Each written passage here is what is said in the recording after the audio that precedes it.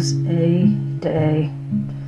It was the longest 7 miles I've ever done. After I left Madison Hut, I had to go over several mountains that were completely rock, and it was just so tedious. Then when I got below tree line, I was still having to deal with rocks and mud. There must have been maybe 8 stream crossings. A couple of them were rather large, and I was able to hop on boulders to get across. The others were small, and I was able to cross on the rocks without getting my feet wet. So I am in Pinkham Notch.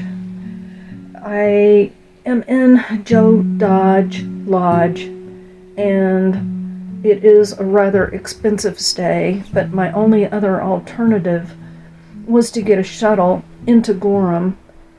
So pay for the shuttle into Gorham, because I couldn't find one listed that would pick up from Franconia Notch. So I would have had to get a shuttle. The place I wanted to stay in was full, and so I knew that I would be going over the Wildcats from here, and that I would probably need to leave early. Often when you have to take a shuttle, you can't leave as early as you want. So I'm at Joe Dodge Lodge, and I am so grateful to be here. The last hour, maybe 2, it rained, and there was thunder. I only saw one bit of lightning, and the rest was just not a heavy rain, but a gentle rain. So it was just enough to get my backpack wet and all of my rain gear soaked, but really it wasn't that bad. They do not have laundry here, but they do have boot dryers and a couple of clothes dryers. So I hand washed a few things because they just smelled so bad, and then I dried them and they took forever to dry. But it's about 6:23. I haven't uploaded any videos. I've been dealing with laundry. I took a glorious long shower. I needed a shower so badly. And I am absolutely spent. The whites were much harder than I remembered, and they were very, very tough. And if you are contemplating a through hike, I would definitely consider saving enough so that you can stay in at least a couple of huts. Madison and Mizpah are the ones that I stayed in, but there were people who left Mizpah and were not planning on staying in the huts. They stayed at the campground there, and they didn't get there until, some of them, like 5:30 or 6. A couple of them were staying in Madison Hut, but the others had planned on going to Osgood tent site, and that is just too much. There were some other guys that were hiking right behind me, and they went on to Osgood tent site, and I saw them today, and they didn't get there until 8 o'clock. It is just really, really tough terrain, and it takes a long time because it's tedious. You have to really watch where you're putting your feet. You're stepping over rocks, you're rock hopping. Some of the descents are on rocks, and it's scary. I was exhausted, not only physically, but mentally and emotionally.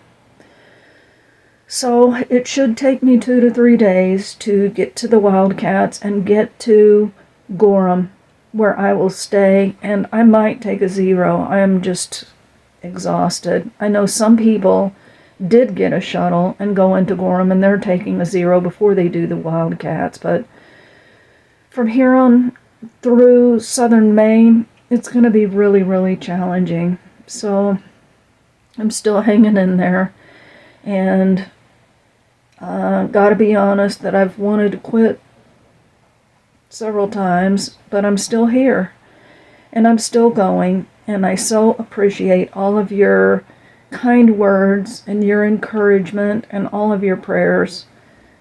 They mean so much to me. And sometimes I think about quitting, and then I read how much some of you are enjoying my videos, and it makes me want to stay on the trail because you all are enjoying it so much. But you do get so exhausted and spent that you might want to quit this far or this close to the end. So just being honest, trying to keep it real, and I'm tired. I haven't even uploaded my videos yet. I've been trying to answer your comments, and I am getting ready to eat a dehydrated meal.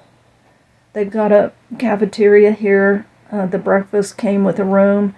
The supper is $20. I think it's all you can eat, and I just didn't want to do that. I had an extra meal, so I thought I would eat that. So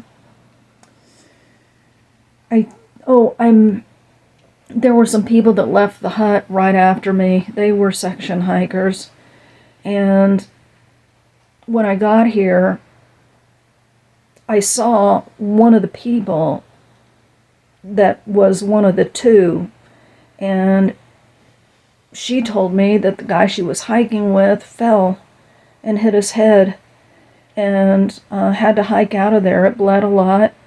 And then I just now, when I went to get hot water for my meal, saw him downstairs because he's staying here. She is not. She's done. But he had to get stitches. I didn't stare at it, but it looked like it was probably about 6. He had a CAT scan and everything, but his section hike is over. I think he was planning to hike to Katahdin. So that was kind of sad to hear, but I'm glad he's okay, because things like that happen all the time, and they happen so easily. Even when you're careful, it just happens. Every time I've fallen has felt like a freak accident. So that is why I appreciate your prayer so much, and I really think that's probably why I have not been badly injured out here. So I guess that is it for now, and this is Rebound signing out.